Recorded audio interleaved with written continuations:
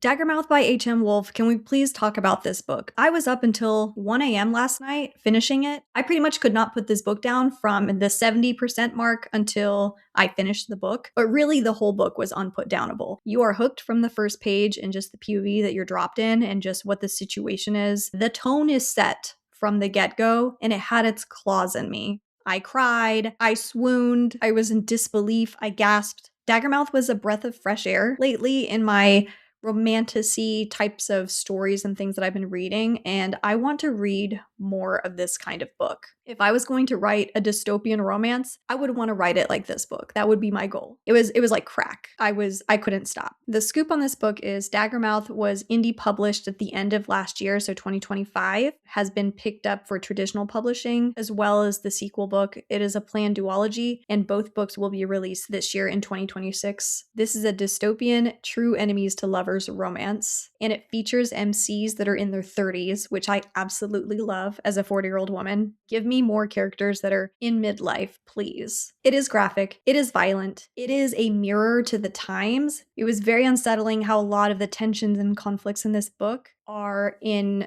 exact parallel to things that are going on, especially in this country, the United States. And despite how graphic and violent it was never outlandish and it never felt like it was hard to believe, because if you look at history and different civilizations, a lot of the things and rituals and beliefs depicted in this book are reflections of human history. But Daggermouth, there are multiple POVs. Every POV is so interesting to me. It centers around the main characters, Greyson, Serel, and Shadira, Kael. The Serels are this family that pretty much rule the country of Newfound Haven, and Newfound Haven is very much a military state. Greyson's father, Maximus, is the president, and society in this country is structured so that there's the Heart, which is the elite district that rules everyone else. And then outside of the Heart, there's what's called the Rings, which is where the rest of society, not fortunate enough to have access to education and food and medicine, are forced to live. And the main rings areas are the Cardinal and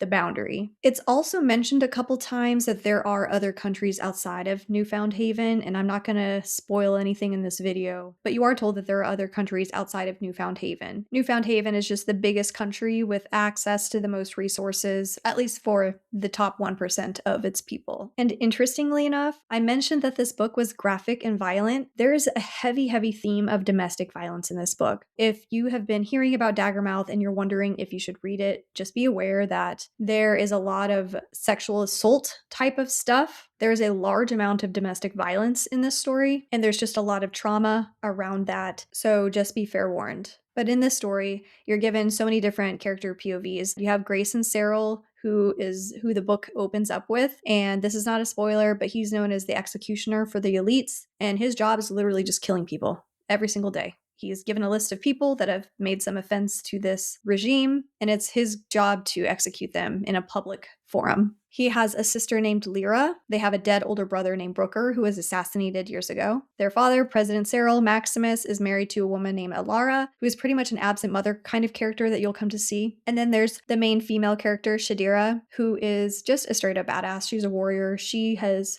scars all over her body. She is not afraid of pain. Pain is just part of who she is. That's her normal state of what she functions in. Then we have her lover, Jameson. I was probably annoying my husband last night because I was up late in bed reading this and just crying and shocked. There's a cliffhanger at the end of this. I wasn't expecting some of the things. Some I was, but some I was not. And I was genuinely just shocked at some of things that happened in this book. But if you're wanting something that doesn't feel safe, that still has that romance, that's still hot, for lack of a better word, that's not shying away from very, very big geopolitical and societal themes, this is going to be your book. I personally cannot wait for the second book to come out. I read this on Kindle Unlimited, so you can get it on Kindle Unlimited. Trying to find indie editions of this book is just like a rare thing now. They're not being released anymore, so ebook version for now. I can't wait to see what the cover's going to end up. I love this. Everyone that said read this book, I'm glad I read this book because it was exactly what I was just craving in this kind of story. I'm going to have to tap into the rest of HM Wolfe's